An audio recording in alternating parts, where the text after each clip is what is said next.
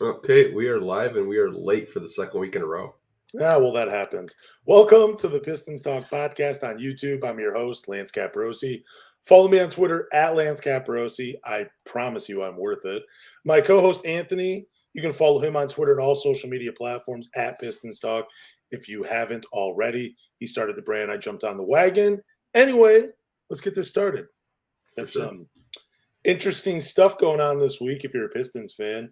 The Pistons have informed Bojan, he's a core member of this team's future, and the offseason plan is to compete for next season per Michael Scotto. Dude, part of that article was kind of funny because what did Bojan say? That they were going to be a great team next year with Cade Cunningham? And I'm like, dang, don't ever let this guy be a GM if he thinks this team is great and ready to compete. I mean, what do you expect him to say? We're going to suck? I don't like the word great. I thought you'd just be like, yeah, we're going to be a lot better with Cade Cunningham. I would have appreciated that a little bit more. I got it, but like the players aren't like, they're not Kyrie. And we'll talk about Kyrie later, but they're not going to be like, cryptic and like with emojis and eye emojis and all that stuff like that. Like, but the players going to hype up their team as much as they can because they don't want to be like a locker room cancer. It's like, oh no, we're going to suck. We might win like 10 games this year. Well, in like Bojan, he's never going to hear back about it because he doesn't have any social media anyway. So he's fine. He just deletes it. It's so weird. It's so cryptic. Like he'll have it and then he deletes it. Really? I didn't even think he had social media. Yeah, he like deleted like his Instagram and everything. He's one of those guys that does it during the season. No distractions. Love Bojan, but are you convinced the Pistons are going to keep him? I do. I just don't really think that. I know we talk about the Lakers on this podcast quite a bit. I just don't think the Lakers would be willing to trade both of their second-round picks unprotected for him, even though the Kyrie trade kind of did fall through. Everyone in the NBA thought that LeBron was getting Kyrie and Russ was going to Brooklyn to have a reunion on both sides. But I don't know, man. Like, I think he will stay here. It's just, I just don't think there's a team out there that's willing to pay what the Pistons want. Yeah, I mean, I'm convinced he's here to stay too. I think he makes it past. We're 4 days away from the trade deadline being up? Yeah, like that. Yeah, so the 9th. We're 4 days away from that as we're recording this podcast. I mean, like I said last week, I don't see any team offering that much for Bojan. I don't see a team giving up a first-round pick, whether they're drafting in the late 20s or not, for Bojan. I think with the way teams are, it's still up in the air who could be crowned champion. Like, nobody has made the Denver Nuggets look great, but we know about what happens to them in the playoffs. So, anyways, basically what I'm getting at, it's still up for grabs. So I don't see any teams making a drastic move for a player of Bojan. I see him just continuing doing his thing in Detroit for the rest of the season. And it really doesn't seem like a Troy Weaver move to tell someone, hey, you're part of the core, and then trade him a few days later. I just don't see that being in. I don't see Troy Weaver doing that. So Bojan's here to stay. Yeah, I really don't see him being moved. I mean, unless like a team just gives you like an offer that you can't refuse, and he'll be moved, but he's not going to be moved for a player less of his like ability. Like Troy's just not going to make like a garbage trade just to get rid of him, to get rid of his $20 million. I think he provides more of a leadership role and efficient scoring that you're probably not going to find in the open trade market right now. Yeah, and plus like a late first round pick, you never know how those dudes are going to turn out. So I mean, you could be getting a guy that maybe plays 3 years in the NBA. I don't know what the average is for late round picks. So I would rather keep Bojan. You know what he's going to get. His game's going to age well. He's going to be a spot up shooter playing off of Cade next season when everybody's healthy. So we're going to see a different Bojan. We're not going to see a 21-point score, but we're going to see a guy that still gets buckets and still shoots at a high efficient clip. Now. The Pistons did say the same thing to Jeremy Grant last year, then traded him 2 days before the NBA draft. So, do you think this is going to be a different scenario between these two players, or do you see the same thing happening to Bojan? Man, I don't know. Like, we had talked about like how much potential cap space they could have. Yeah. And then I see a reporting that the Pistons want to give Alec Burks a contract extension similar to what Bojan got, like similar to like that $20 million per year price point. And it has me thinking like, I really don't know what the plans are. I like I said, if I had a crystal ball, I could tell you. I don't know if they're going to trade him or not. Now, the Yep. Jeremy Grant thing, I think it was funny, but you have to remember Jeremy Grant was asking for the bag. Yep. And like, you could trade him, and obviously they took advantage of Portland's trade exception, so they didn't really have to absorb. We didn't have to absorb any kind of contracts back, so that was kind of a blessing in disguise trade, and it got you Jalen Duren too. So I mean, that's a positive. But Yeah, definitely. I don't know, man. It's hard. It's hard to tell with Troy Weaver and the Pistons. They don't leak stuff out. It's not like Van Gundy, where you knew exactly what Van Gundy and the Pistons were going to do before they did. Like Troy Weaver, you don't know, man. You're just scrolling on your phone like every 20 seconds right now, especially during the trading deadline. Like I did not see that Kyrie trade happening. That shocked me. Yeah, I didn't see it happening to the Dallas Mavericks. That was kind of real quick though. How do you feel about that trade? Who do you think won that trade between those two teams? I think Brooklyn won the trade, honestly. Yeah, just because you never know what's up with Kyrie Irving, man. Like one moment he's part of the team, next moment he's not. But you and I had talked about how we'd like to see Bradley Beal in Dallas playing off of Luka. I mean, I think Kyrie can make it happen. Didn't he like when they traded for James Harden? He kind of said, "Hey, James Harden's the point guard. I'm going to let him do his thing, and I'm going to play off of him before that soured." I thought Kyrie Irving had said that, but Yeah, I who mean, knows? Kyrie could play off ball, which I think it'll be interesting in Dallas to see if it works. Obviously, they traded one of their best wing defenders in Dorian Finney-Smith, who I think was a really good pickup Oh for yeah, Brooklyn.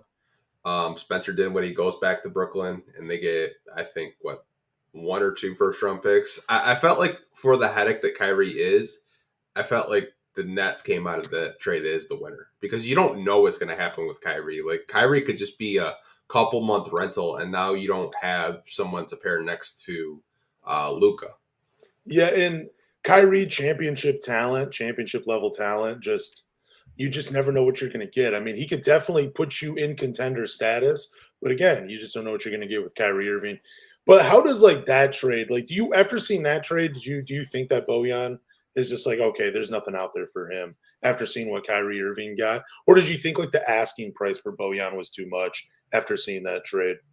I feel like the Kyrie trade and kind of speculating what Boyan could possibly get are two completely different things Yeah, because I feel like Kyrie kind of shocked the Nets in a sense where like the Nets just wanted to trade it and get it over with. There might have been better offers out there. We don't know. I just think they wanted to trade him and just get it over with because I don't think they wanted all that media circus again. I mean, we saw him earlier this year. yes, we Watch a did. documentary about I even forget what the documentary is about, and that was just a whole distraction.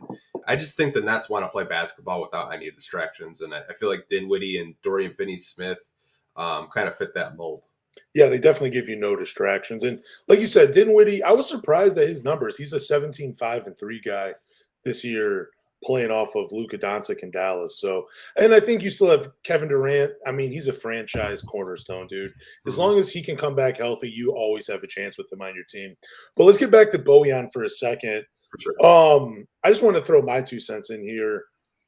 How will it be different with from the Jeremy Grant situation? I just think since Bojan's not asking for that much money, he's a little bit older. They're going to keep him, and it's not going to be a surprise. Like I just don't see Bojan. I guess the difference is I don't see Bojan asking for his way out or asking for more money in Detroit. He seems to be pretty happy with his role and doing what he gets to do for, and he's making like what 19 million a year. He's fine. So Yeah, it's just you never know with Troy Weaver. Like he told Jeremy Grant, "Yeah, we're keeping you," and then yeah, he flips him at the deadline when he could basically get off his money and get a draft pick out of it. So you never know what will become available, especially during the summer. But uh, right now, I think the Pistons plan on keeping Bojan unless they just get a really great offer. so do you think it haunts the Pistons though keeping Bojan? I don't think so. I think that um, he's a good player, but don't hold on to him like too long. Like it, I know, like I sent you Bobby Marks from ESPN, who's like a front office Yeah, insider. he was basically saying like, yeah, Boyan's a good player and he has trade value, but like you don't want to hold on to him too long and you don't get anything in return when he does get older because he will be 34 next year. Yeah, but I mean, And if he can still play, who cares if you don't get any if you don't make the trade? Like, I mean, again, you don't know what the pick is going to be. yeah, that's true. I mean, you would hope that his shooting could, be long term. I guess the only way I see this non-trade haunting the Pistons is if there was a trade on the table for like a young up and coming player. Let's say like I don't know, what's his name? Josh Green from Dallas. Like if he was on the table for Bojan and then he turned out to be a pretty decent player, yeah, that might haunt. And I mean, he like getting a few more minutes in Dallas, he looks like he has a future there, you know? I think he had a couple double digit scoring games for him recently. So yeah, if it's like a guy like Josh Green or maybe Memphis wanted him and they were going to off what was it, Zaire Williams, someone like that, I could see one of those guys potentially coming back and haunting Detroit. But keep holding on to Bojan and not getting a first round pick or a second round pick for him. No, I don't think that's going to haunt the Pistons. I think we can sleep easy knowing at night that Bojan is in Detroit, not a second round pick. Yeah, it'll be interesting these next 4 days to see if the Pistons do make a trade. It just seems like the closer we get to it, it just kind of seems like they're buyers and not sellers. And they haven't really been buyers probably since they were actually winning games, which is weird to be buyers when you only have 14 wins. So do you see Detroit at this deadline in making any moves, whether they're buying or selling? Do you see them doing any moves? I think there's at least one trade for the Pistons. Okay. I just don't know who that'll be. It's going to be Corey Joseph. Watch it. You heard it here first. Corey Joseph and Killian Hayes to the New York Knicks. That would be so crazy if that just happened. My God. So we have some news this week. Johnny Kane reported Cade Cunningham is hopefully to return to basketball activities in March. This comes from Bally Sports Detroit.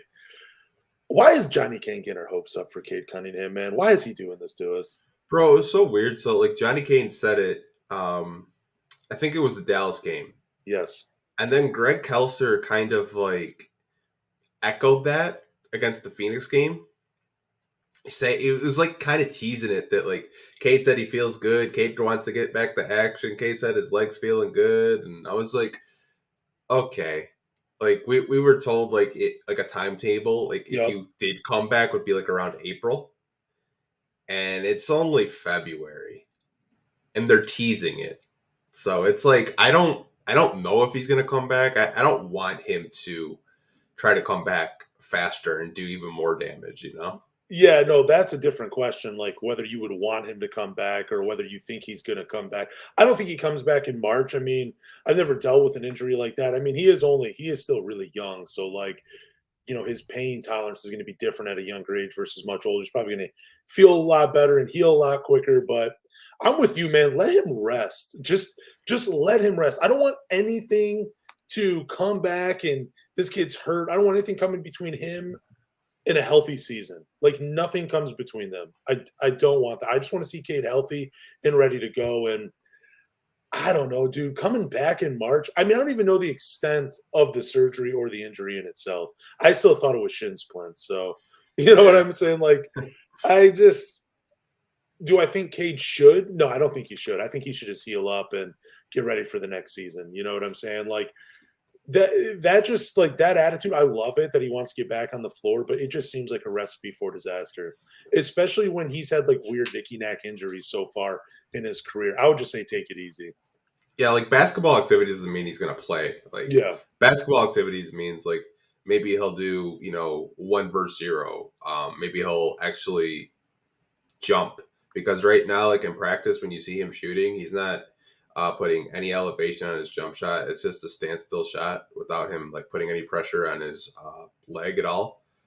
So basketball activities, maybe he does, some drills with some teammates. So I know he's just probably itching, man. Like he's just one of those guys that you can't lock him out of the gym. You can't tell him, hey, you can't play because you're rehabbing. He'll be one of those guys that just tries to come back early, and you can't tell him otherwise. Basketball activities better just be shooting free throws during practice. That's all I want to see Cade Cunningham do. Next season, when he's healthy, he should be shooting 95% from the line because that's all he's been doing from here until the season. Just getting healthy and shooting free throws. Don't put any weight on that leg. What about this though? I was thinking about this as you were talking. What would be more concerning from your franchise player? Not wanting to play right away after a surgery, or not saying anything? Like, did you think the Pistons are in better hands because Cade Cunningham wants to return quickly? Like, we got a guy that really loves basketball versus a guy that's like, I'm just doing this for a check.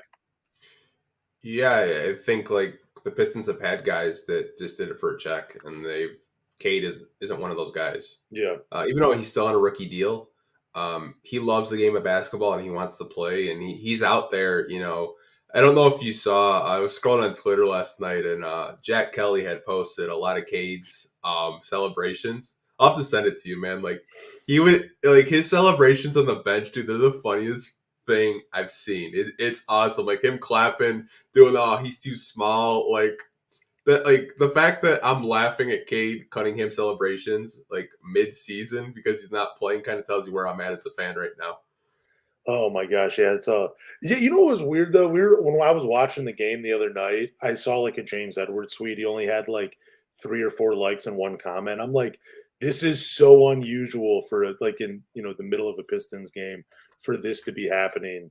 Like you always see 10s, 20s, 30s likes, even more on James Edwards tweets during a game. Yeah, it's a weird time for Pistons basketball. It feels like not many people are paying attention to really what's going on, but other than just like the big trendy stories that occasionally pop up.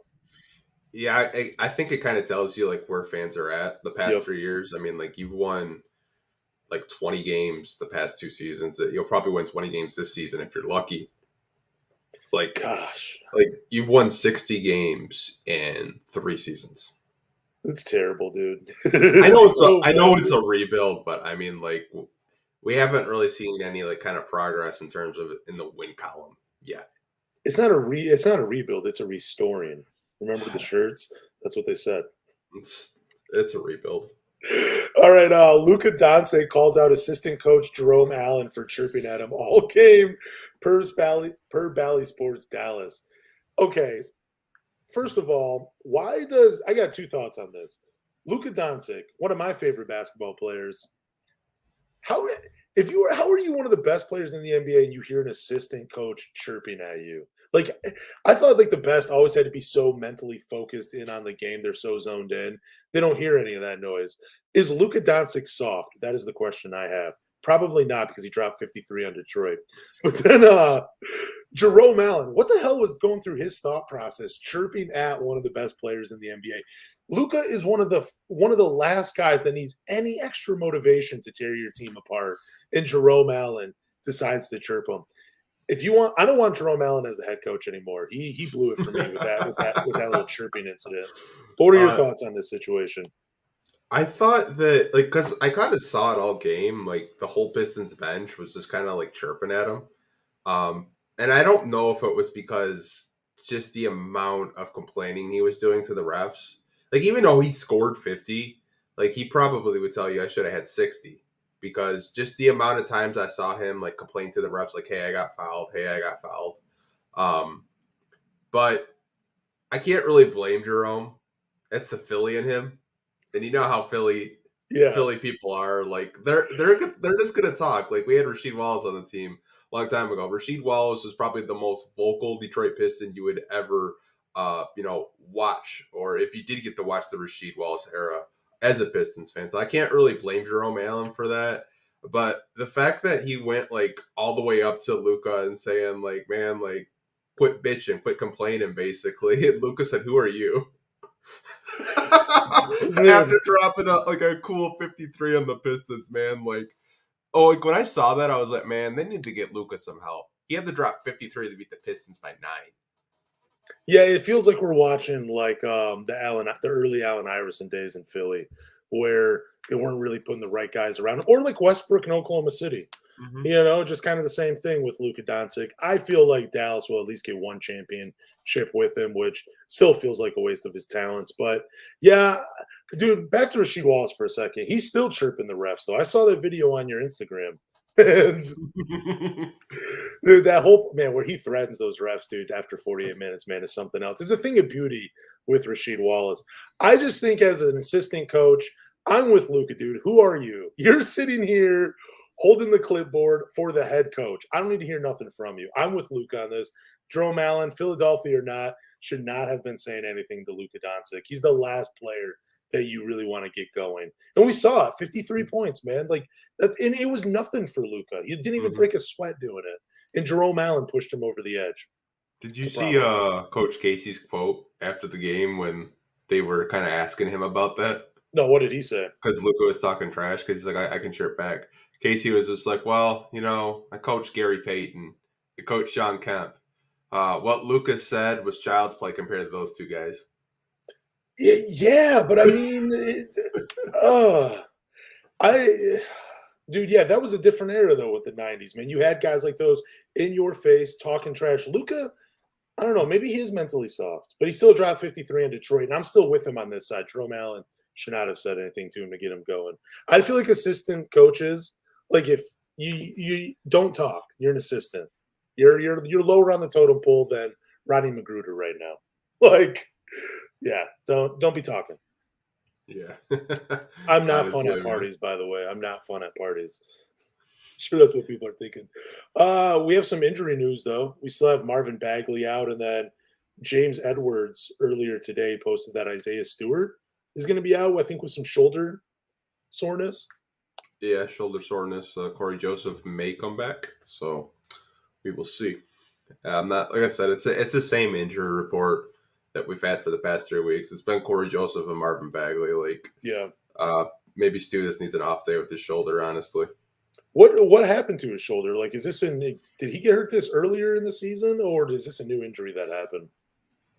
I think James Edwards, when I was reading a piece, said that he's been dealing with a shoulder injury on and off for about a month. Oh, wow, okay. So it's just getting to the point where, like, he just needs a rest day, which, I mean, like, if his shoulder's hurting, then, like, I'd rather him just sit out. I don't want to have him, like, have, like, a tear in his shoulder, like a labrum tear or something scary like that, you know? Yeah, definitely don't want that. How do you feel about him being reintroduced to the starting lineup? You like that lineup more with him and Duran, or what are you thinking? I think the only reason why he was in the starting lineup was because of Ayton, and they still couldn't stop him. Do you like Isaiah Stewart at the 5 now that we've gotten to see him? We've seen him as a starter already, and we kind of already had our complaints about it. But now he gets moved to the bench, and he's been asked to play the 5 spot behind Duran. Do you like that move from Isaiah Stewart, or would you rather see him more as like a full-time 4? I think he's more of a 4 long term. Yeah. I think you can play him at 5 if you're trying to play small ball. But like I've said before, he's just not the passer that you want as a small ball 5. Like, if you're going to play small ball 5, you kind of have to dish it out like Draymond.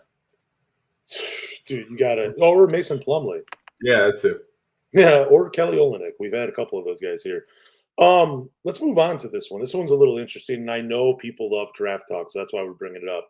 Yahoo Sports' recent mock draft had the Detroit Pistons drafting Scoot Henderson at 2, and everybody's favorite local kid, Emoni Bates, at 33, per Kristen Peak. So, man, dude, how do you feel about this mock draft? I mean, we kind of both have already expressed, our love for Scoot Henderson as a player. But how do you like this mock draft? I will say Kristen Peak has the biggest balls out of any NBA reporter, draft reporter I've ever seen.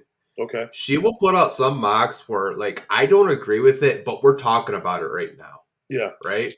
I think Scoot, it too, I think would probably be a consensus pick if, Victor's won. Some people would argue you could put Amin Thompson there. Some people could argue you could even put Brandon Miller at 2 if you wanted to. But as you go down to the second round, you see Emoni Bates, 33 for Detroit. Now, I don't know if you saw, but there was a piece, I believe, by NBA Central, and scouts are saying Emoni Bates' draft stock is anywhere between 20th to 40th. Yeah. Kind of around that range. If you can get Emoni Bates in the second round, I'm not really that mad.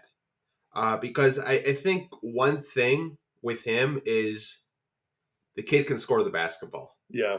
And you need scores on your team. And speaking of scores, which I don't know if you saw the other night, no Kyrie Irving, Cam Thomas dropped a cool 44 points. I saw that. Almost picked him up in fantasy. Almost picked him up in fantasy for that game. Cam Thomas was a late first-round pick, I believe, or early second. I don't remember 100%.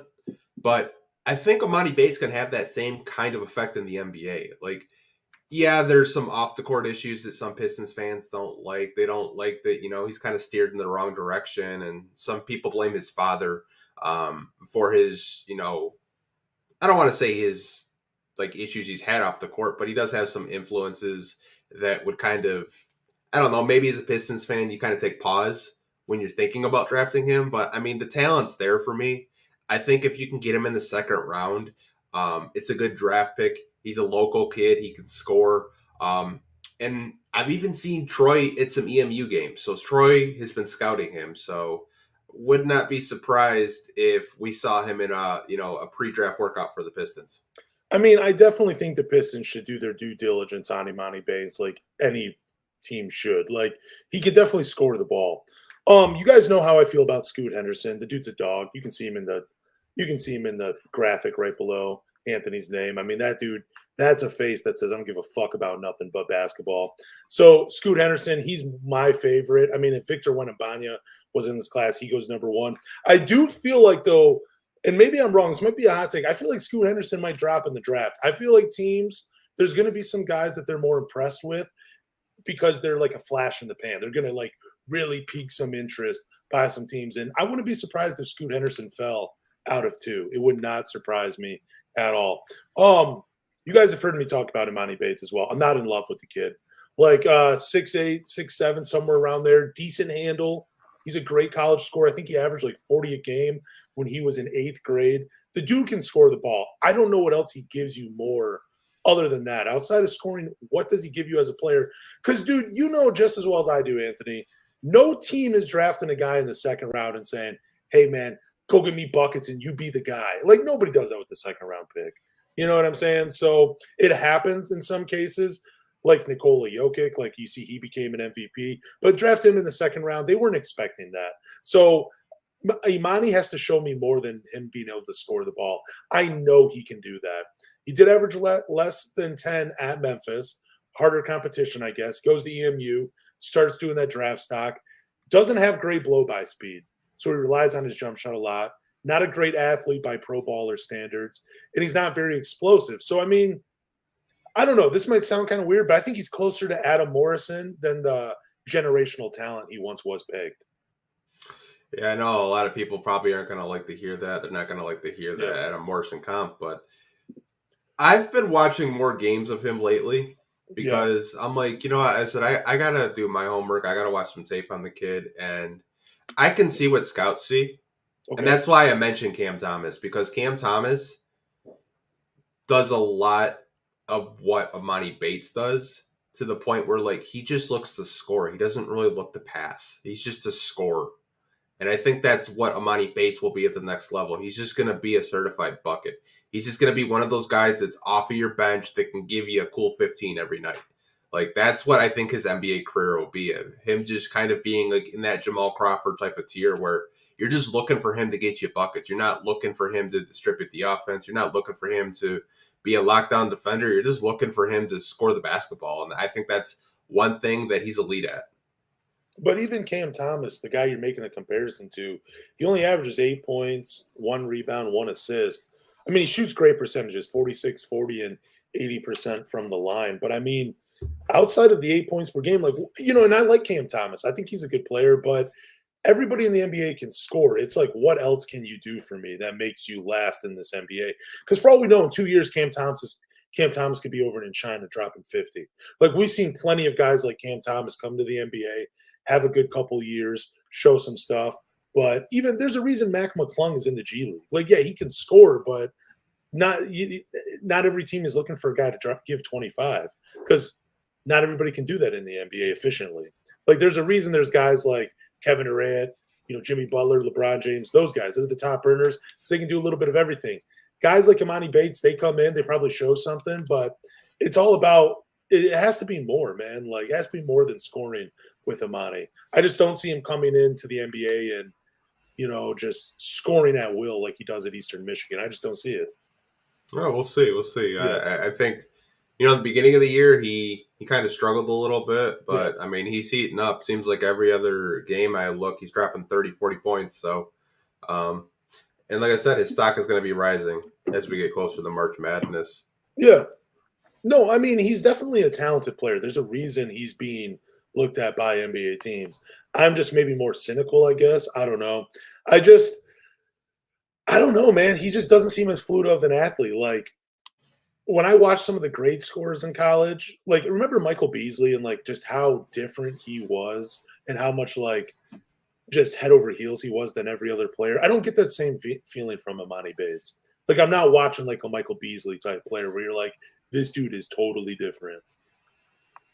I don't know. That's just my take. I mean, well, Michael Beasley was a top 2 pick. Yeah. Well, but I'm just saying this is a guy that like in college he was known as one of the scorers in college, but he just did it in a variety of different ways that like made him really exciting. And you could tell you were watching an NBA player with Michael Beasley. I guess I don't get the same feeling watching Emoni Bates right away.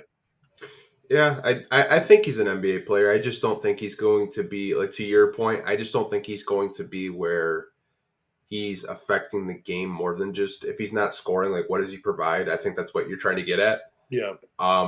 I think he's just going to be a scorer. And I think there's a lot of, players in the NBA that are just scorers and, they're usually bench players, and that's okay.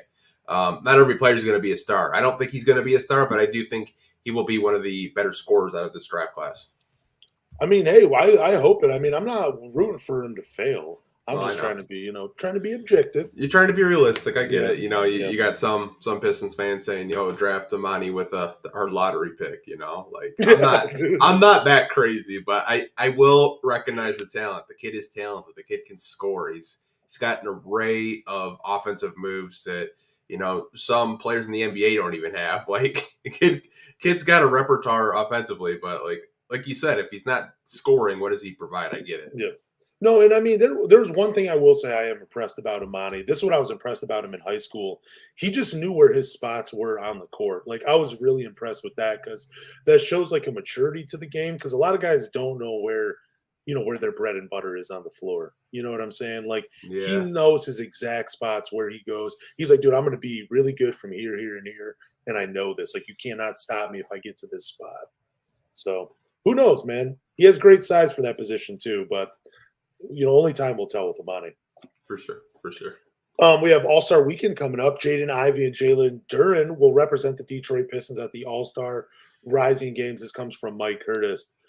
Dude, I mean, I hope nobody is surprised by these two making the team. I would be more shocked if they didn't make the team. I mean, Jaden Ivey, I think I don't know where he ranks on the rookie ladder, but I think he was top 3 last time I looked. That might have changed. And then Duren, I mean, he's just playing phenomenally. Who's at the top of the rookie ladder then? Is Ivy not up there anymore? Your boy. Who? Kessler. First appearance in the top 3 because he has just been going off lately. Dude, my boy Walker Kessler, huh? Yeah, I mean, you've been high on him for a really long time. I mean, I think he had a game where he had like 7 blocks. He did have a game, yeah. I think he had like 16 rebounds in that game too. Mm-hmm. Dude, isn't it kind of weird though? Now you're starting to see like who will be the better between these two of him and Duren.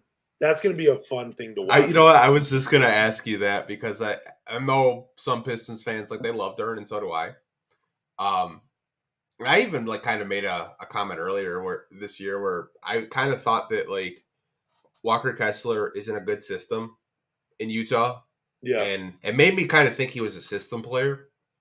But, I watched a couple Utah games because I'm kind of interested of, Jared Vanderbilt because he could be on the move. Yep. I wanted to watch him a little bit, but he didn't play. And then I kind of watched Walker Kessler, and he's just kind of got like that grit to him that like he's one of those players where he's just a pain in the ass to play against. Yep. Like, he's going to block your shot. You can still dunk on him. He's still going to try to challenge you. He's just a gritty guy, and not really surprised the NBA had him top 3 in the rookie ladder this week because he's just playing really good ball right now. Dude, he's averaging 2 blocks per game this season, and he's only playing 20 minutes per game. Walker Yeah. Kessler is something else, man. Yeah, he was one of my favorites coming out of the draft. I thought if the Pistons could get a late first round pick, I mean, I'm definitely glad they got Duran. I thought Walker Kessler was that guy out of Auburn. I just loved his game. But what about you? Are you surprised these two made the Rising Stars game? I'm not too surprised. One thing I did really want is I wanted Cade to be healthy this year because they do Yeah. sophomore versus rookies. I wanted to see Cade go at Jaden Ivey and Jalen Duren and talk shit. Like, I just wanted to see it just for a game, you know? Are they going back to rookies and sophomores this year? Because remember we had that little tournament thing they did last year between like 4 teams. I think this is just for the Rising Star game. I know what you're talking about, like where they kind of had like a tournament thing. Because Yeah, I know Cade last year was with what's his name? Jay Tate, who's a rookie too. yeah, and he was with Evan Mobley too, right? Yeah. So they kept the rookies together, and then they kind of kept the sophomores together. Like it's still a tournament, but they keep the rookies with the rookies and the sophomores with the sophomores. Okay, cool. That's interesting. Yeah, they even had some G League Ignite guys in that game too, right? Dyson Daniels. Dude, Dyson Daniels was everywhere in that game. I thought he was in that game, but I don't know. But what about MVP? Who do you think could out of these two? Let's just say it goes to one of them. Who's more likely to get it in your opinion? I think Duren, just because I know Andre Drummond won it a few years ago, and I feel like Duren will just be open because they don't really play defense. Yep. Like I could see Duren go for like a cool like 25 and 30. See, dude, you literally had to read my notes. That's exactly what I put down. I didn't read your notes. Yeah, I literally was like, man, I hope he picks Ivy because I'm going to say Duren. And the reason I picked Duren is because exactly what I said. They don't play any defense. He already shoots a high percentage, so he's going to be even shooting a higher percentage in this game, and then he's going to feast on the boards just like Andre Drummond did. Yeah, I'm with you. I wouldn't even be surprised if he had a 25 and 30 game in this one. Yeah, I definitely see Duren getting it. I think like Ivy will have some of those moments, but he might try to force the issue. Do you think that could happen to Ivy in this game? He tries to force it a little too much. I think he'll try to show off his athleticism because it's All-Star Weekend. Like we'll probably see some really electric dunk, some flashy plays. I think both of those guys will represent Detroit, and a lot more people will probably be tuning into games because Jaden Ivey and Jalen Duren, they might have something in Detroit. Like as of late, they've been playing really well together. I don't know if you've caught any Pistons games recently with Point Ivy. Oh yeah, let me. There was someone that posted some stats actually from on Jaden Ivey playing point guard. I'll get into that in a second though. But one thing about Ivy, yeah, I think he'll force the issue a little bit, and I also think he'll play with like a chip on his shoulder. Like he's like, man, I should have been a top 3 pick. Like there shouldn't be. I feel like Ivy will just try to prove it out to everybody in this game. But I think Duren's he's the one that's gonna feast in this game. I think people are just gonna love him, and yeah, I think Duren most likely comes away with it out of these two. But yeah, Point Ivy though, there was some stats I wanted to. I don't know if you saw this. I'm gonna give him a shout out too because this dude's always dropping gems on Twitter. This was Point Ivy. I'm glad you brought that up because I'm okay. Here it goes. Oh man, dang it! Never mind. Maybe it's not. Son of a gun, Anthony. It's basically just talking about Jaden Ivey. How now since he's becoming the point guard in Detroit, since they moved Killian to the bench, Jaden Ivey is responsible for about 31 points per game with scoring and assist. And it places him number 1, even ahead of guys like Paolo Banchero and Benedict Mathurin. Did you see that stat? Oh, I know what stat you're talking about. Piston PR. They had posted that Jaden Ivey's the only rookie to have 700 points, 200 rebounds, and 200 assists. So this comes from Pistons Casey Thomas, Okay. or GM want to be on. He said Jaden Ivey has 744 points and assisted on 511 points, total of 1255. Okay, so he's averaging 25.6 created points per game, not 31. and Paolo Banchero is 28, and Bennedict Mathurin is 21. But Jaden in his last 10 games is 31 points per game, basically him taking over as the full-time point guard. So, yeah, I love the move. Are people complaining about Jaden Ivey being the point guard? They're not even complaining so much of him being the point guard. I think they're more complaining about Killian getting moved to the bench because I kind of saw it in the game last night. Like, it kind of seems like his confidence went away because he's not Killian's? starting again. Yeah, like he's kind of like questioning himself again. Like the shots aren't falling, and he's kind of having like those performances where you look at the box score and it's like 5 points, 3 assists, and it's kind of like I could see where fans are coming from. Where Killian finally got his confidence, and Dwayne Casey decides to move him to the bench, which it could be a confidence killer if you think about it, because he was starting to play some respectable basketball, and we're getting excited about it. But I think most fans just want to see Ivy start, whether it's point guard or shooting guard. I don't really think they're mad that he's playing point guard now. Yeah, I don't know. I feel like people are still talking about him being a sloppy playmaker. They see him more as a two. They don't see him running the offense. I feel like I'm seeing tweets like that still. And I feel like people really aren't giving Jaden Ivey a real opportunity. And Killian Hayes, dude, he should never wore the number 7. That number's cursed in Detroit. So the writing was on the wall when he decided to go with that number. But Killian Hayes, I thought I saw something earlier too, like in the month of January. Yeah, in the month of January, he was only shooting 31% from 3 and right around 40% from field, 73% from the free throw line. So yeah, he was giving us points, but like he still was really inefficient during that month of January when he started 8 games. Yeah, like I think December is kind of like when he took off. Like, Yeah, December. I mean, he went from shooting like 30% from 3. He's shooting 12, and he went up to 30%. So, obviously there was some, him getting his confidence, but I have seen those comments though a little bit on Twitter with Pistons fans being kind of unhappy with Jaden Ivey because he does make a lot of mistakes still as a rookie, and I think it's just more of him letting the game slow down for him. He's still trying to just go 100% all the time. Like he's got to pick and choose when he's just going to burst out in transition, or pick and choose if he's going to shoot a 3 early in the shot clock. It's just there's like little things, but he's a rookie, so I think fans need to be more patient with him. But like we were having a conversation, I think it was yesterday. I kind of told you, like, I think Casey's finally admitting that Ivey's more of a point guard than a shooting guard. Yeah, real quick, Killian's numbers as a starter, 32 games this season. He shot 42% from the field, 35% from 3, 81% from the free throw line, averaged 12, 7 assists and 3 rebounds in about 30 minutes per game. So, yeah, man, Jaden Ivey. Yeah, you were kind of surprised me with that text, though. I was really shocked because I had said, like, wouldn't it be better if you basically put Ivey in some, like, you built the offense around him in certain sets or certain situations. And you were like, no, I'd rather have him be the point guard. That's basically what you said. But, yeah, I've been saying that for a while, and I've got a lot of pushback from it, like all year. Whether it's people watching the podcast, people on Twitter.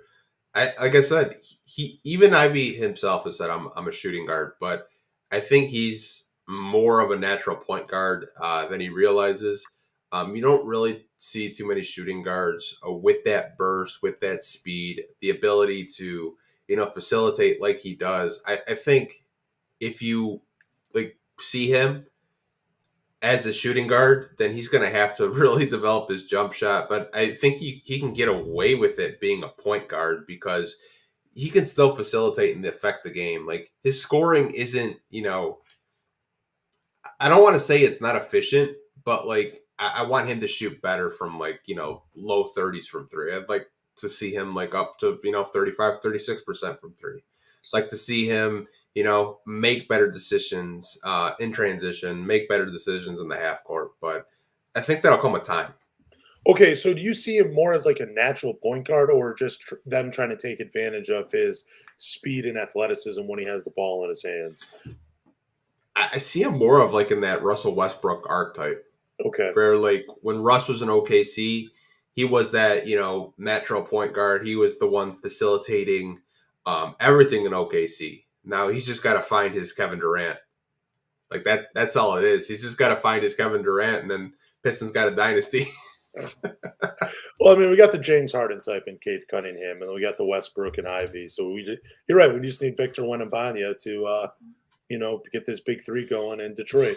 So with them making that move to him, and your theory is Dwayne Casey said, "Hey, Jaden Ivey's the point guard."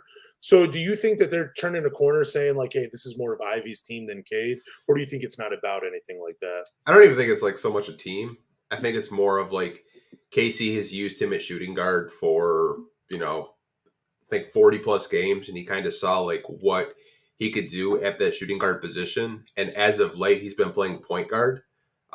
Obviously because of the Corey Joseph injury, because you don't have him on the bench, so you'd rather send Killian on the bench to be a second unit point guard. But I think what Casey saw is the chemistry between Jalen Duren and Jaden Ivey. Yeah. Like there wasn't as much chemistry when Ivey was playing shooting guard because the ball was in Killian's hands, right?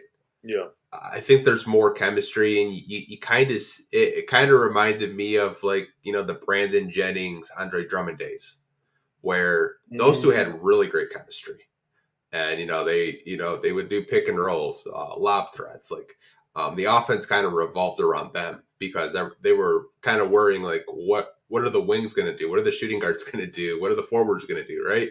I think that's where Casey probably sees it going long term, is you kind of have that 1-2 punch with Ivey and Duren.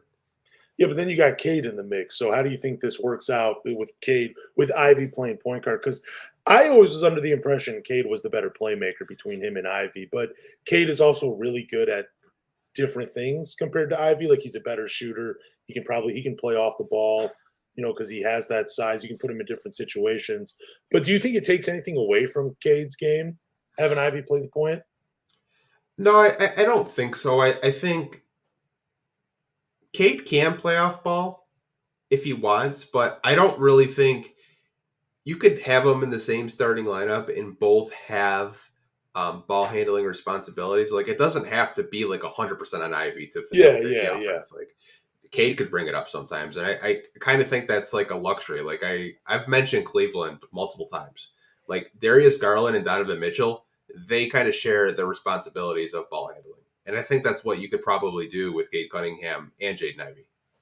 Yeah, but I always felt like some guys got out of the work, could never get into rhythm playing that way. I mean, like, we're going to see it. We're going to see a few years of these two playing, but I don't know. Let's talk about Killian Hayes, though, for a minute. Do you think his time is up in Detroit, getting moved to the bench? Do you think he's going to tolerate it? I don't think his time is up. I do think the Pistons would probably rather him be the backup point guard versus Corey Joseph. Yeah. Because I think Killian is at a point of his career where, he's up for an extension this summer. You could kind of lock him down long term as your backup point guard if you want. And we kind of see how valuable the backup point guard position is in the NBA. I mean, I think of Jalen Brunson. Now, I'm not saying Killian Hayes is the same effect of Jalen Brunson, but the Mavs haven't recovered since losing Jalen Brunson. Like, you need a good backup point guard in the NBA if you want to win basketball games. And I think if Killian Hayes is your backup point guard, then the Pistons kind of have a luxury there, in my personal opinion. And I think Killian would accept that role too, because I think Killian is just happy with contributing. I mean, I was thinking that too, like last week, where I'm like, man, I don't see him ever leaving Detroit. I don't, even if he's in a backup role. Like, this is a guy that has gone through so many ups and downs in the NBA already, and Detroit has stuck through with him. But it kind of feels like, he doesn't like this role as much anymore. Or maybe, do you feel like the Pistons are doing the best job they can of putting him in position to succeed as a backup guard? Because last game, he wasn't even playing with any shooters. You know what I'm saying? Like, subpar shooters. Guys that weren't, I don't even know. It looked like a disaster for Killian the way he was playing in the role they had put him in. Yeah, I mean, we've kind of seen Alec Burks in that starting lineup, and I think a big reason why Killian was having so much success is he had guys on the bench like Alec Burks, right? Yep.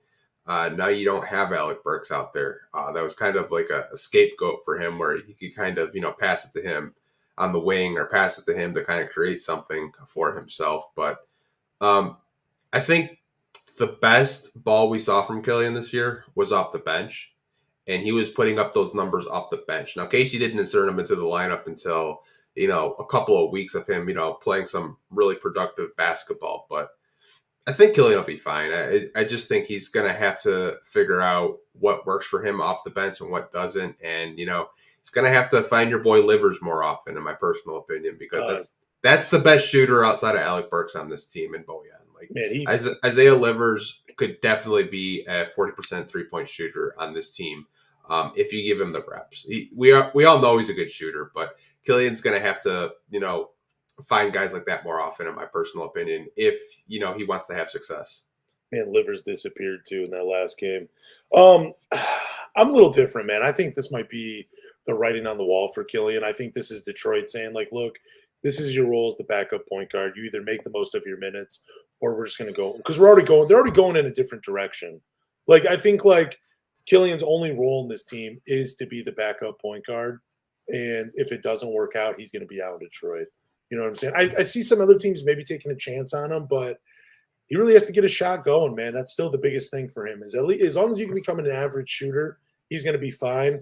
But his role in Detroit is a backup point guard. I just don't see him taking that starting spot over Ivey or Cade. Like, that talk of him being in the starting lineup next year, I think that's over. And I think this proves it. Yeah, I don't see him being in the starting lineup. I think if he wants to be a backup point guard, he can. Like, kind of reminded me of, when you said that, reminded me of Elfrid Payton, who was a lottery pick like Killian. Got drafted, had some stints in the league with Orlando and the Knicks, and he was just kind of like a backup point guard to a fringe starter on bad teams. Like, I think that's probably what his career will be, unless he develops a consistent jump shot, and that's a big if. So, final question for you on this, now we can move on, because I've seen people saying, like, it's stupid to stop developing Killian Hayes. What do you think is more important, the development of Ivey this year or developing Killian Hayes for the future? Like, I think it is clearly Ivey, in my opinion. I just think, like, Killian is what he is. But what about you? What are your thoughts on that? Yeah, I think I would rather prioritizing developing Ivey, because I think his ceiling is way higher than Killian's. Like, we were talking about that. I think Ivey has a way higher ceiling than Killian Hayes, and that's not to say Killian's a bad player. Ivey is just like one of those prospects where, like, if you develop like him controlling his speed and just developing a jump shot, I think you have a star guard, in my personal opinion. With Killian, I think Killian at best is a role player. I don't think he'll ever be a superstar in the NBA. I think Ivey has superstar potential. Yeah, definitely. I would agree with that. Killian Hayes, loved him, still do in Detroit, but I'd rather see Ivey take off. The New York Knicks recently have called the Detroit Pistons about Saddiq Bey's availability. Of course they had. This is the New York Knicks. They call about everybody. I'm not surprised by this report, because the New York Knicks, I feel like, have been linked to Saddiq Bey for a while now. Them and the Sacramento Kings have always shown interest in Saddiq Bey, so I'm not surprised. What about you? You surprised by this report? This is actually the first time I've seen the Knicks actually interested in Saddiq Bey. So I'm making things up. Dang. Now, you're not making things up. It's the first time I've even seen his name even linked to any kind of rumors with him.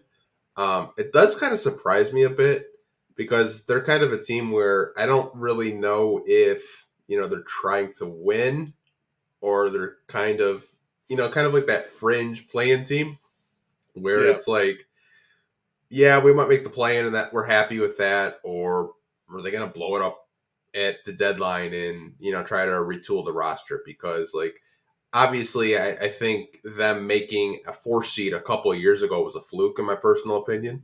I think people didn't know how to guard Julius Randle, and now that they kind of seen that Tom Thibodeau offense with Julius Randle, they know how to attack it, and that's why they're a play-in team and not a top 5 seed.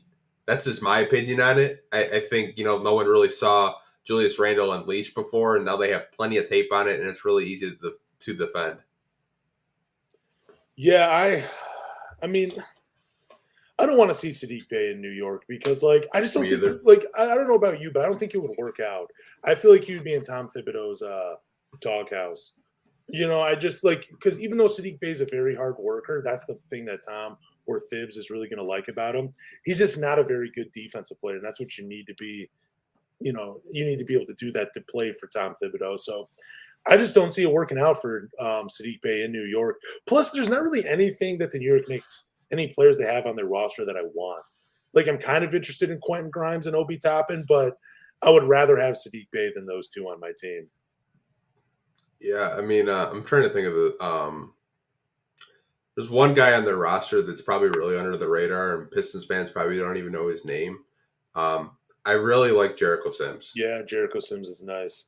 That guy can jump out of the damn gym. But like I said, we have a lot of bigs. But like, if you wanted like a jumpy center that could catch lobs like all day, like he'd probably be like at the top of my list. But like, he doesn't really make anything, and he's like in and out of the G League. I doubt they give us Quentin Grimes. They might give us Obi Toppin. They'll probably try to give us Cam Reddish, which feels like every Piston fan out there wants Cam Reddish. Don't really understand why they want Cam Reddish, but they do. But one thing is, I think a lot of Pistons fans want the Knicks to trade us back our pick. Yeah, that's something where if you look at it, the Pistons can't trade their first round pick until 2027 because the Knicks own it. Yeah, I got a lot of that on Twitter. I had people asking me, they're like, well, you want the first round pick. And I didn't want to get in the whole thing where it's like, well, the Pistons still technically have that pick to use for the draft. They just can't trade it. So if they were to get that pick back, does that mean they would be able to make that pick available in trades? Or would they still have to wait till 2027? So like if the Knicks, traded us our pick back, that means that the pick would belong to us, the protections would go away, and then we'd be, free to trade that pick again if we wanted to. Like if we don't get our pick back, like I said, it's really heavily protected. We went over it last week, but it kind of handicaps you as an organization if you think about it. Like if there's a player out there and you want to, maybe throw a future first, well, you can't because the Knicks own your pick. Now the Knicks can offer our future first, and then it goes to another team having protections on our pick. I mean, Houston had it, OKC has it, now the Knicks have it. So, I mean, they're passing that around like it's a second round pick. But I mean, it's a pretty valuable for a rebuilding team like the Pistons to have, in my opinion. Yeah, once I found out about that, once they couldn't, trade a pick till 2027, I'm thinking, I mean, it would be ideal if you traded Saddiq Bey to the Knicks. You were able to get. I think you have to get Quentin Grimes back. I think he is a priority in that trade. Like I think he's the tip. I think he's the right 3-and-D guy to surround Cade with. But I just don't see that happening for Saddiq Bey. I think we'd end up getting Obi Toppin and the first round pick, and that's just not enough. That feels like Troy Weaver got fleeced if that were to happen. Yeah, I mean, like Obi Toppin's a more offensive forward than like Marvin Bagley, right? It would basically be like it'd be like similar to like a Marvin Bagley type of move. Like Obi Toppin, can space the floor. He's a good rim runner. He's got some post moves, but he doesn't play like a defense, right? No, he's like he doesn't. Probably one of the worst defenders I've ever seen. But offensively, he's very gifted. I just don't think that would really interest the Pistons. Now, I think if they were able to, get their pick back, and maybe you get someone else, maybe like you said, a Quentin Grimes, or maybe Julius Randle, maybe that interests them. I don't know. I really don't know. But like I said, Saddiq makes so little. It's really hard for me to, make sense of a trade to where, we're not taking on a bunch of salary, because it would probably be a multiplayer trade just for the salaries to work and, both sides to be happy. Oh, yeah, I did this. I did it in Trade Machine. You couldn't just trade Obi Toppin and Quentin Grimes for Saddiq Bey. You'd have to throw someone else in there. So I actually threw Corey Joseph in there. Yeah, I threw Corey Joseph and Saddiq Bey to the Knicks for Obi Toppin and Quentin Grimes and our first-round pick back. And, I mean, it works, but I don't see New York doing that. I think they value Quentin Grimes too much. He's definitely a hell of a 3-and-D player, decent shooter. And Obi Toppin, he provides you depth, even though he doesn't play big minutes in New York. He's a guy that can fill in as a starter, just play off the bench, and he's happy. So, I think I just don't see a trade happening with New York. So Saddiq Bey is safe. Yeah, like I said, I really don't know what they're trying to do. It seems like the front office wants to get younger, but Tibbs is trying to push for the playoffs. They're just like not on the same page. Yeah. Bleacher Report had an NBA hot seat article. I'm not surprised Dwayne Casey is on this list because, I mean, dude, are you surprised he's on a hot seats list? Like, I mean, I don't even feel like Dwayne Casey should be on a hot seats list. We know his time is coming up in Detroit. Like, this just feels like, oh, we need to put 5 guys down on the list. Let's throw Dwayne Casey down because the Pistons are bad. And they don't even know the situation. I was kind of surprised to see Nick Nurse on it. But to your question, I'm not surprised that Bleacher Report put him on there. Like, if you're just kind of like a casual like NBA fan, and you look at the Pistons record and you look Yeah. at the past 3 years, you're probably like, okay, Detroit's not winning anything under Dwayne Casey. They're not getting better. They're not really developing. Like, none of the players that they have drafted have made like a massive improvement. Like, they've made like small improvements. Like, Isaiah Stewart, shooting 3-pointers a little bit better. Saddiq Bey trying to develop into a 3-level scorer. But like, there hasn't been like a massive improvement. So that's probably where Bleacher Report is coming from. Not surprised by it, but I don't think he will get fired. Not this year and not next year. I think he'll be the coach next season. Ooh. You think we get how many more years do you think we get of Casey as the Pistons head coach? After this season, and then how much more? How many more years? I'm thinking we'll do the rest of this season, and then next season, then they'll probably look for a new coach. Okay. I would find it really hard to believe for Troy Weaver to, give him an extension and then fire him before the extension's up, Yeah, and I just feel like with Dwayne Casey, it's one of these things where Troy Weaver wants to give him, like, you wouldn't want to fire him now because there's so many injuries. It's not fair to Dwayne Casey. Like, we all have our gripes about Dwayne Casey as a head coach. I get it. But the fair thing to do would be to let him remain the head coach and let him see what he can do with a fully healthy roster. That is the only thing. Because when the team has been healthy, you got him to the playoffs when they had Blake Griffin. That's what Dwayne Casey did. So I think Troy Weaver is just saying, hey, I'm going to give you as much time as you need. But once this team is healthy and they're ready to compete, that is when your job is really on the line. Like, once they're healthy, you got to do something. Yeah, I see a lot of the discourse among fans. Like, he hasn't developed anything. Like, the team they're developing bad habits. Like, I don't want our young guys developing, bad habits. But, like, give me a name that you would replace Casey with, and don't say Mark Jackson, because it's not going to happen. Like, Mark Jackson isn't coming to Detroit. Like, you're not going to get him as a coach unless you're paying him like a stupid amount of money. And I doubt Tom Gores is going to do that. I think Tom Gores likes Dwayne Casey a lot. And what a lot of Pistons fans fail to remember is Tom Gores gets really close with every coach he's ever had. It took him 3 meetings to fire Stan Van Gundy. Well, he's not just going to let Dwayne Casey go because, it's not working out. Like, if that was the case, he would have let him go last year. Yep. Like, he's going to probably let him finish out his contract. And when that time comes in 2025, then they'll probably look for a coach. But it's, like I said, I see all these Pistons fans with the Mark Jacksons and stuff like that. It's just like, you're not getting Mark Jackson. Mark Jackson's not even really that interested in coaching. Like, he gets to work, playoff basketball for ESPN and make a chill $5 million a year. Like, Mark Jackson isn't coming here. Yeah. Look at some of the other situations around the NBA, though. Look at the Houston Rockets right now. Yeah. That's a much worse situation than the Detroit Pistons. Can we agree on that? Like, I understand it's only one team, but Houston is in the same boat as Detroit with a young, rebuilding team. And they have arguably, not even arguably, they do have a worse coach in Steven Silas. They have Jabari Smith, and they don't even know what the fuck to do with him.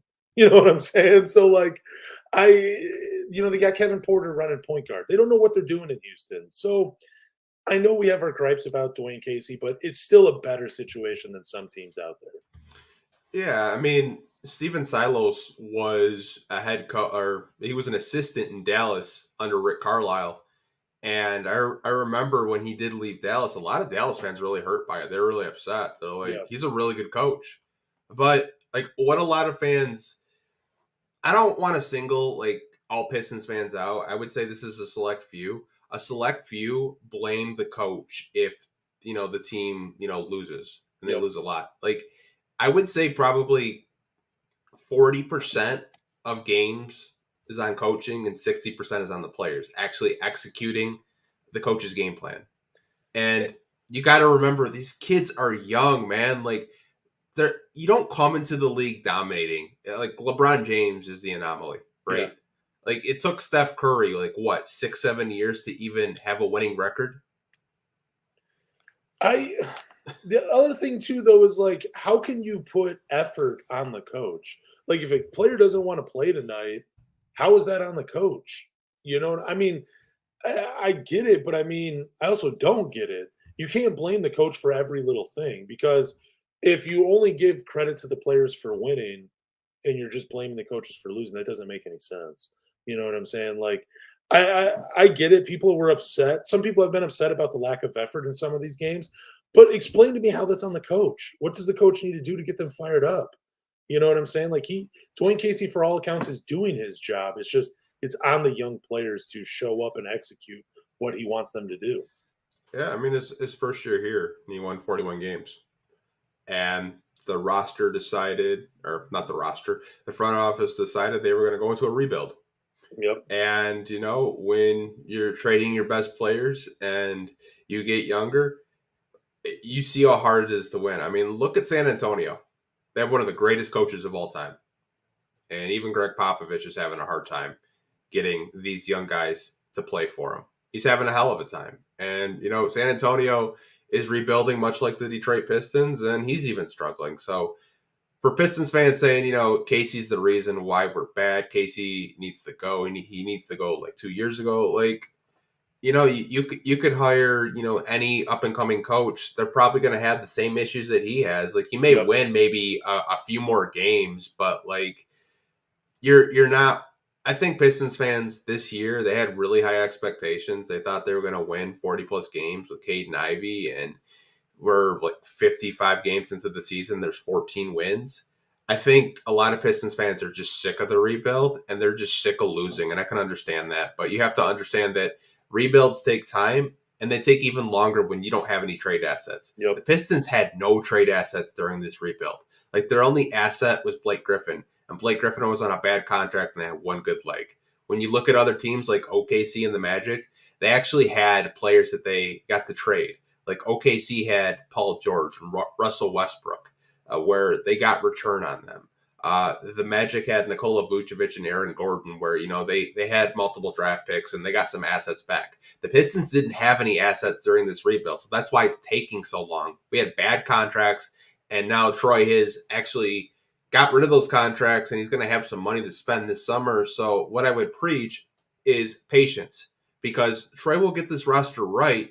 It's going to take him a lot longer because he had no assets to deal with when he got here. He had a ton of bad contracts and a ton of role players that were overpaid, in my personal opinion. But that's just me going on a rant with Pistons fans, because I just see them bitching, whining, and complaining every day of why is this taking so long? Why does the Magic have more wins to us? Why is OKC in a better position? They've only been rebuilding for 3 years because they had fucking assets. Yep. And I think you and I would also agree with most Pistons fans. We eventually want to see a new coach other than Dwayne Casey. We know Dwayne Casey's not the guy to push them into contention. You're not winning a championship with Dwayne Casey as your head coach. We both know that. But also, we also know that you're not just going to fire a coach when the team isn't healthy. And again, who are you going to get him to replace? And because then if you do eventually, let's just say they fire Dwayne Casey right now and they bring another coach in, the same complaints that fans have about Dwayne Casey are going to be the same complaints they have about the new coach until this roster is ready to compete. So just stick with Dwayne Casey for right now. Just stick with it, man. I mean, I've said it probably. I think one of our first podcasts I said it. He's the perfect coach to get you talent in the lottery. Yep. He's not going to put you in a position where you're a fifth seed, but he'll put you in the position where he's solely focused on development, and he's going to get you another top 5 pick this year. Yep. And that's going to be 3 years of top 5 picks. You're building a core and a foundation. Your building blocks are Cade, Jaden Ivey, and Jalen Duren. Those are good building blocks, if you ask me.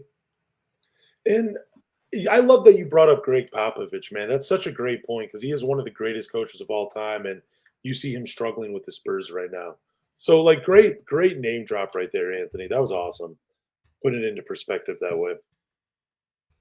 Yeah, it's just I don't know, man. I'd get really frustrated Man, you're with getting fired up. You were getting fired up right there. with fans. It's just like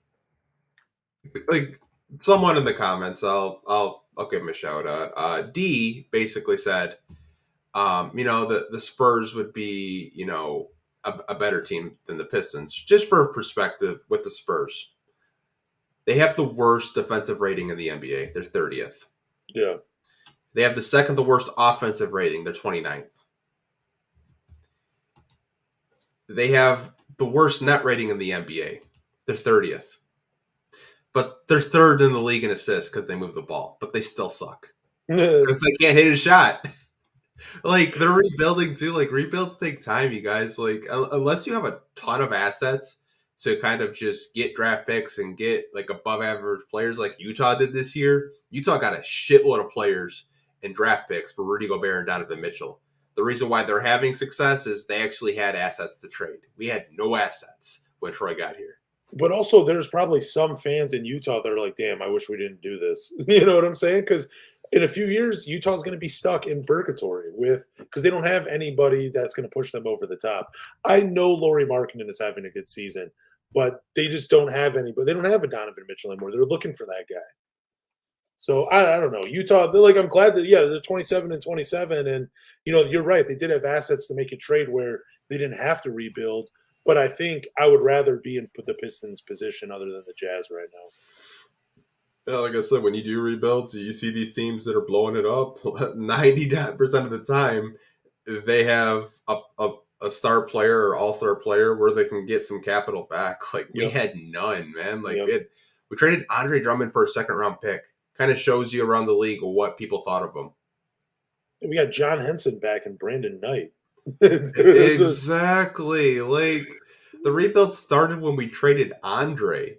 And, like, that was a long time ago. Like, we didn't even get anything for Reggie Jackson. We bought him out of his contract. We didn't get anything. We even get anything for Blake Griffin. No, we bought him out of his contract. Yeah. Like, there were reports that the Pistons could trade Blake Griffin if we offered a first-round pick. That's the only way a team would take on Blake Griffin's contract. Yeah, it was terrible. I hated that. I remember that. Yeah, man. It's just I get it. I get it with fans of why they're frustrated, man. But like, we're gonna get there. I promise you, this summer will be very exciting. You'll see a Pistons team that's very aggressive in free agency, aggressive in the draft, and you should be proud of the team that will have going into next season, because I think next season they could possibly win 30-plus games. I think, with the healthy Cade, a healthy Ivey going into his second year and everyone, stays healthy, this could be a very good basketball team. It's going to be more entertaining with a healthy Cade for sure. I'm not going to say wins, though, yet. I can't get ahead of myself like that. But we do have a win this past week, so we do have a Pistons Talk player of the win. Pistons beat the Hornets 118-112. It's kind of crazy, right? Weren't expecting that. Or did we say that they were going to beat Charlotte? I thought they were going to beat Phoenix. Didn't you say they were going to have 2 wins, though? We said the Wizards and the Suns. Is that what we said? Or did I say Hornets and Suns? I think you said Hornets and Suns. I said Suns and Mavs. I thought they could beat. Well, you were close. But, who's your player of the win, though, for this game? I got to go Jaden Ivey. You took it from me, man. That's exactly what I was going to say, too. Yeah, he had such an efficient game, man. I'll give an honorable mention to Saddiq for hitting a big shot in the fourth. I'll give it. Yeah, he did. He had a good game. 22, 8, and 2. 16 rebounds though from Isaiah Stewart. You got anything for him? I think he's just been playing really good off the bench. I think he's been a true professional about whether starting or coming off the bench. It is nice to see him crashing the glass more and being more aggressive on the glass, because that's something I think a lot of Pistons fans. That's like a big gripe with Isaiah Stewart is he doesn't really try that hard trying to get rebounds. What? Who says that? Isaiah Stewart's game is all about effort and hustle. He just has weak hands. That's the biggest thing. But yeah, people are like, yeah, he goes for the rebound, but he can't grab it. Yeah, dude, I'm telling you, man, I don't know what, dude, just tell him to start wringing some towels to get that grip strength up. There's nothing crazy about this. Yeah, Jaden Ivey, though, he's my player of the win. Just because he looked really more, I felt like this was the game he really looked like a point guard. Like he really just kind of turned that corner and being like, all right, yeah, I'm cool with Killian coming off the bench. Ivy has this. He makes better decisions. Yeah. Did you get that feeling from him? Yeah, going against LaMelo Ball too, who's Yeah. one of the up and coming point guards in this league. I felt like that was such a good test for him to go up against a point guard like LaMelo Ball, even though he's shooting like 37% on like it seems like 50 attempts per game because they have no one in Charlotte right now. But I felt like this was probably his best game as a Piston so far. Yeah, I felt like it was, man, it was something else from Ivy in this game. Can I just give a shout out to Mason Plumlee for having a career year in Charlotte and just kind of doing his own thing right over there now? I Yeah, love Yeah. Didn't he shoot every free throw left-handed and made like every one against Detroit? I could be wrong about that. He was bricking him in the fourth to the point where like Alec Burks just kept hugging him every time he got into the lane to make him shoot free throws. Oh, really? Oh, Yeah. okay, I didn't know that. That's awesome. Yeah, they hacked a Plumlee in the fourth, and that's kind of like what that gave him the edge in the fourth. But he was 100% though in the first half, right? Yeah, he was making them, but like to their point, like I remember he was shooting them right-handed here. Now he shoots it like he's trying to be like Jeremy Shohan, where he kind of like shoots it with like one hand, but they were just bricking. I think he made like one in the fourth. Was he that bad of a free throw shooter with his right hand? He's just a bad free throw shooter in general. Well, why wait this long to change it? Okay, but let's get into this Detroit Pistons schedule, man. We got 4 games up and coming this week. We have one tomorrow, or if you're listening to this podcast on Monday tonight, they have the Celtics visiting, and then we have Detroit in Cleveland on Wednesday, and then the Spurs in Detroit on Friday. And I believe that is the Isaiah Stewart bobblehead giveaway. If you get extra ones, please send them my way. And then we have the Pistons in Toronto on the 12th at 3 p.m. So that is a 4-game slate. Every game is on a even day, which is interesting, 6, 8, 10, and 12. What's their record for these 4 games? I think they get a win over the Spurs. So you're going to say 1 and 3? Yeah. I'm going to go ahead and say 2 and 2. They lose to Boston because it's Boston. I hate to say this, but I think they're going to lose. They're going to lose in Cleveland. I agree with you that they beat the Spurs. It is Dwayne Casey's former team. Doesn't he have a great record against the Raptors? I'm saying they go 2 and 2.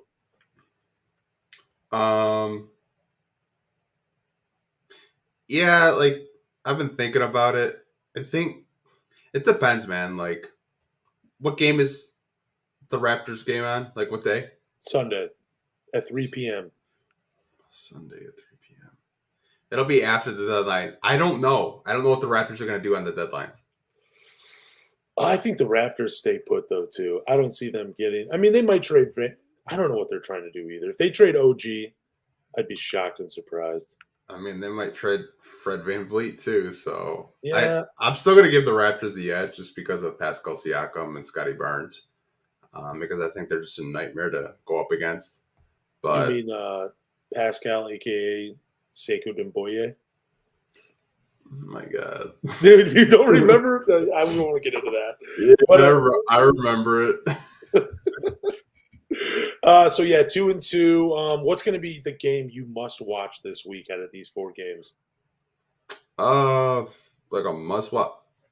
I'm probably going to watch them all. But just for I think the Boston game will be entertaining. Because I feel like every time we go up against Boston, it's a good game. Yeah, I would say either Boston or Cleveland are the 2 games that I'm actually circling on because Cleveland got Darius Garland, Donovan Mitchell, Evan Mobley from the same class as Cade. They got a fun team, so I think I'm looking forward to the Cleveland game out of all of these games this week. Yeah, I'm not looking forward to getting waxed in the paint by Jared Allen and Evan Mobley. Well, I want to see stars in Detroit. Do we have any Q&A questions? We have a few that I did save, so we'll get to those in a second. So this comes from Marvin. He did ask it earlier. If you guys do have any questions, feel free to drop them down below and we will answer them. And this was a question about Nerlens Noel. Do we see a Noel trade coming? So I'll let you go that one first. I hope we do, because I tweeted out a little bit like, what is Nerlens Noel trying to do? Does he want to play in Detroit? Does he not want to play? Like, is he just waiting? Because I think the bad attitude sours any deals. I won't even say we'll see a Noel trade. I hope we see a Noel trade. But do you see the Pistons buying him out, and if they can't make a trade happen? There was a report that they won't even do a buyout for him. Okay. Just because obviously they don't want to have more of their salary attached to buyouts. I think DeAndre Jordan's still in the books, which some Pistons fans would be like, why is DeAndre Jordan in the books? Probably forgot they traded for him. Yeah. I think that we will see a Noel trade. I know James Edwards had wrote a piece, and there was a couple teams on there, like the Kings, maybe interested in them. I believe Phoenix was one of the teams. I'm not 100% sure, but I think a lot of contenders would be willing to give the Pistons at least a second-round pick and maybe some salary back in return. As long as it's not long-term salary, I do think that the Pistons would trade Noel to a team that would give him more playing time. Do you even think that if they do trade Noel, it's going to be like anything that's going to be like noteworthy, or do you think it's just going to be for like a second-round pick? Probably like maybe a second-round pick if you're lucky. Maybe you get a player that's just not playing a whole lot. Maybe Troy kind of takes a swing on a young player that's kind of on a roster that's just not, making anything. And like I said, he's making $9 million, so you're going to have to try to make the salaries work. Maybe he'll take a swing on a young guy and a vet. Maybe he takes a chance on Bobo. He's not playing any minutes in Orlando right now. I think he's hurt. A veteran.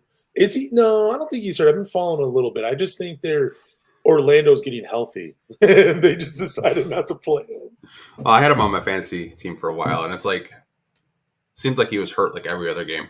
Oh, really? I didn't. Okay, wow, yeah, I had him. Well, I did not have him on fantasy, but yeah, it's kind of crazy that he had that jump at the beginning of the season, and now I don't think he's playing more than 15 minutes per game in Orlando. Yeah, Orlando's trying to make that play in, so I mean, they're playing some pretty good ball. Yeah, his last game he did it 14 points and 3 rebounds. I don't know. I hope they do. That's what I'll say. It's hard for me. I don't really have any inside knowledge on what the Pistons are going to try to do. I think trading Noel would be the smart move. We've kind of talked and heard about it all season long. So, yeah, I hope they trade him. And, yeah, I guess I'll go ahead and say I do see a Noel trade happening here before the deadline. For sure. We got another question for Marquise Jones, and it's about Bojan and Burks. He asks, do we really need Bojan and Burks? Neither should start because our starting lineup needs defense. So how would you answer that question in terms of Marquise doesn't really think that Bojan and Burks should be in the starting lineup because they don't provide defensive impact? I like Burks more off the bench. I think he's more valuable that way just because he can play either guard spot. He can score in bunches, but he does provide balance in the backcourt with Ivey. I'd much rather see him off the bench. I mean, you're not going to have a starting lineup full of defensive players anyways. Like even when the Pistons won the championship, they had a weak defender in the starting lineup. That was Rip Hamilton, regardless of what anybody wants to say. So every team has someone in the starting lineup that they're like, yeah, we really wish he was a better defensive player. So I'm okay with Bojan being in there because he actually is a good team. He actually is a good team defensive player when the team is good on defense. Like he knows how to play defense, and he does pretty well defensively when he's on a good defensive team. But also, I don't know. I don't think he's too much of a negative in the starting lineup. I just don't think you're going to find 5 guys that are good on offense and good on defense. We have to be realistic. So, but also I like both of these guys on the team because they provide depth. Like you need to have good players top to bottom 1 through 12 to be a good team in the NBA. You can't have 4 G League guys and expect to compete, which is what we had last year in Detroit. I mean, geez, that was horrible. Like we saw that depth last year and people we're like, oh, yeah, we could still win with Jamarco Pickett and all these guys. No, you can't. You need good NBA players at the bottom of your bench. So, yeah, that's just my thought. I'm all over the place with it, though. Yeah, like to his point, I can understand like what he's trying to say is like, hey, like these are good vets, but I don't think they should be in my starting lineup. Yeah. And I think on most championship teams, they're not. They're bench players. But like I said, the Pistons are in a rebuilding phase, and I think they do need Burks and Bojan on this team. I think if Pistons fans want to be, winning games next year, they're going to be on your basketball team. Now, I don't like to your point. I think Burks is better off the bench. Yeah. But I can understand why Casey is playing Burks next to Ivey because I think the Pistons are going to try to find a shooting guard that's, I don't want to say similar to Burks, but they're going to find him a natural shooting guard next to him because I honestly think they're going to put Cade at the 3 next year. Mm. The more I've thought about it, I think they're going to put Cade at the 3 and kind of, put him at that natural position that he already plays. As far as Bojan, he's probably going to be in your starting lineup next year. And I think most Pistons fans would rather trade Bojan's offense for some average defense. Yeah, I can see that. I mean, do you really think if Bojan, you don't think he could be on a starting team that's competing for a championship? You don't think, or do you think at least he'd be a part of the rotation? You're at least saying that? I think he could be part of the rotation. I just don't think he would play like big minutes. Like he may start, but it may be like 20, 22 minutes a game. Like you're not going to put him in the game crunch time, right? Because maybe you need to stop. And like as a forward, when you got guys like a Giannis or a LeBron or a KD, you don't want Bojan on them. You know what I mean? Well, no, you would actually hope that you would have other guys that could defend him. I think you would try to hide Bojan. I mean, he's 33, so you're not really like too concerned. But I don't know. I don't mind him in the starting lineup. And I don't know. It's interesting. I just think I think the whole defensive thing gets kind of overblown sometimes. Like I just think it's harder for guys to play even average defense in today's NBA with the way the rules are. So, yeah, even though Bojan might look like a bad defender, I don't think he's that bad just based on the way the NBA is played today. Yeah, I mean, I feel like, he has, started in Utah. He was coming off the bench in Washington when they had a really good team. So I think Utah was the one place where he was a consistent starter. Even Brooklyn, he came off the bench when he did come over from Europe to play for Brooklyn. But I do think he's kind of a starter that, can impact it on the offensive end. But to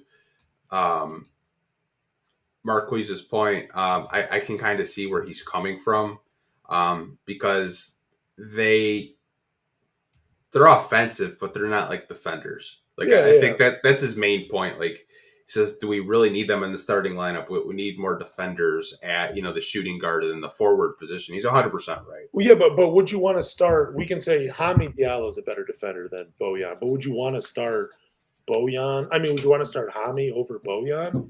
I'm just playing devil's advocate on this team right now. Hamid's the better defensive player, but that lineup doesn't make sense with Hamid starting and Bojan coming off the bench. Like I said, it's not everyone can be a two-way player in the NBA.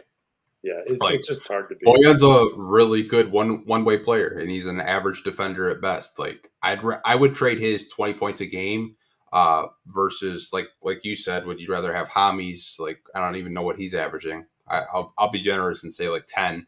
But I'd rather trade, Bojan's offense and, kind of live with the defensive effort that he does bring on a night-to-night basis. But that was a good question. If you guys do have any other questions, maybe it's trade questions, maybe it's a player that you feel that could be on the deadline. I did see one earlier. I got to find it. I believe it was from Marvin again. And it was about Atlanta. There's a player on Atlanta. I'm just scrolling up to see. I usually actually save these. And I didn't save them this time, so I do apologize. Oh, here's a good one. How can we get Jonathan Isaac? Oh, geez, dude. How can we get him? Oh, man, I do love Jonathan Isaac, too. I mean, Man, how would you get him? I'd have to look on the trade machine. You'd have to be getting rid of. I guess I think the more appropriate question is like, what young player would you want to give up for Jonathan Isaac? Because you got to give up a young guy. I mean, Would you give Saddiq up? dude, here's the thing about Jonathan Isaac: super talented. He's just not always available. So I don't even know if I would give up. I would give up Saddiq for the thought of Jonathan Isaac. If you could guarantee me that Jonathan Isaac was going to be healthy for 4 years and be available, yeah, I would give Saddiq Bey up for I think a guy that can defend 1 through 5 and has a real chance to, be a defensive impact player or an impact defensive player, man, and a potential defensive player of the year winner if he's healthy. Yeah, I would definitely trade Saddiq Bey for Jonathan Isaac. For sure. I think that he's a good player. He did just come back from injury. I think the last time he played was, I want to say, the bubble, which was a while ago. 2019, 2020. Yeah. I think defensively, he impacts the game. And I think he's one of those wing defenders that the Pistons would like. But to your point, like you said, he's coming back from injury. I don't really know where Orlando would be at, like from a front office standpoint, like where they're at with him. Like, do they want to keep him? Do they see him as a long-term forward on this team? I do think the reason why they are winning more games right now is because of his defensive impact and Paolo Banchero, just being Paolo Banchero. But I've always liked him from afar, but I think the most I would give up is maybe a Hamidou Diallo. Like, yeah. If I was talking, like, I don't want to give Saddiq Bey up for Jonathan Isaac because I think Saddiq Bey offensively is more gifted. And Isaac's more of just like that defensive stopper that can, play 1 through 4. Yeah, I mean, I wouldn't want to give up. I just don't. I mean, yeah, I would definitely love to give up Hamidou Diallo. I don't think that's realistic. I think you'd have to gamble and give up someone like a Saddiq Bey caliber player for Jonathan Isaac. But here's the thing about Jonathan Isaac. He's been in the league for 6 seasons. So you do 5 of those years at 82 games. And you got to add what did they play, 72 games after COVID? They just decided to do that one time. So out of those 6 seasons, there's a potential of 482 games Jonathan Isaac could have played in if he had been healthy. He's only played 141 of those. Like that he's never played more than 75 games in a season. And that was his second year. His first year, 27 games, third year, 34 games. I would have to pass on Jonathan Isaac though. Like, it's all the defensive potential in the world. I just don't think he's ever going to be healthy enough to live up to. Yeah. I mean, if you want a defensive wing that's a little bit more available, that's younger, call Chicago, see what they want for Patrick Williams. Yep. Because I know Troy was a big fan of Patrick Williams in that 2020 draft. See where Chicago's at with him. Maybe you could pull something off there. I mean, that's a wing. Like I said, I think if the Pistons want to get better, they need more wings that can play full 48 minutes on the defensive end of the floor, and we just don't have that right now. I mean, it would be fun to see Jonathan Isaac just patrolling the defense like a free safety at the 4 position. So his per 36 numbers this year, 24 points, 11 rebounds, 2 assists, 5, almost 6 steals per game. Yeah, he's a monster defensively. I mean, there was talks when he was, healthy, and the Magic were, I think they were like maybe an 8 seed or something like that, before COVID did happen. Being a defensive player of the year conversation because he just impacted the game so much on the defensive end of the floor. Yeah, his I don't know if you want to call it a healthy season, his 34 games before the 2-year ACL stint, he was averaging 12 points, 7 rebounds, 1 assist, 2 steals, 2 blocks. That's crazy, man. Like I said, he's a crazy defender. Yep. Like, the injury he had, it sucks. And, I was just patiently waiting. I was like, man, I said, Orlando might have something there with him. Because I know we were talking about Orlando this year, saying, like, who has the better future? And I'm like, I want to see if Jonathan Isaac is still the old Jonathan Isaac. There's something about Florida State players, man. I wish some of these dudes would just make it work in the NBA, man. Yeah. Like, you got one of them so far, Scotty Barnes, but nobody else. Yeah, it's Florida State is wing university. That's what I call them. I mean, you look at the the wings that they produce. I mean, you said Scotty Barnes, Patrick Williams, Jonathan Isaac. They produce very good defensive wings. They really do, man. That would be surprised they've never won anything in college either. It's crazy. For sure. Doesn't look like we have any more questions. Why don't you tell the people where they can find the podcast and support it? Yeah, no problem. Thank you guys for listening to the Pistons Talk Podcast. Do us a favor. Go to Google, Apple, Spotify, or wherever you listen to podcasts and subscribe. After you subscribe, leave a review, drop a rating. But more importantly, tell a Pistons fan. Peace, you guys. See you guys next week.